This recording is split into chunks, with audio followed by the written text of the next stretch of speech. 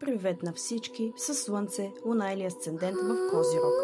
Честита нова година, Козирози! Бъдете живи и здрави и нека сега да разгледаме какво ви очаква в финансов план тази година.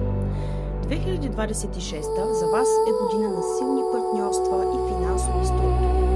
До 28 юни Юпитер се намира в Рак в седмия ви дом. Той ви носи силна подкрепа от съюзи с хора, договори и възможности за успех чрез партньорства.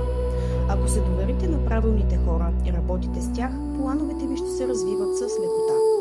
През втората половина на годината Юпитер влиза в Лъв и преминава в 8-я ви дом, като поставя акцент върху общите пари, инвестиции, кредити и ресурси.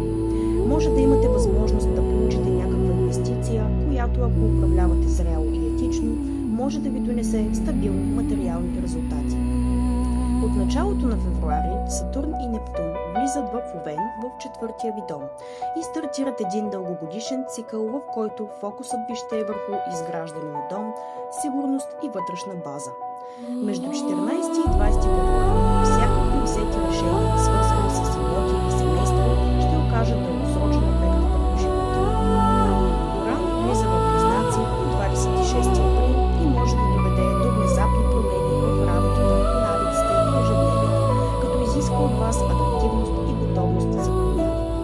Ретроградният Меркурий през март, юли и ноември предупреждава да внимавате с включването на договори, партньорски споразумения, документи и оперативни проекти. От октомври до средата на ноември Венера ще бъде ретроградна, като тя ще изисква от вас повече контрол върху емоционалните решения и смесването на приятелства с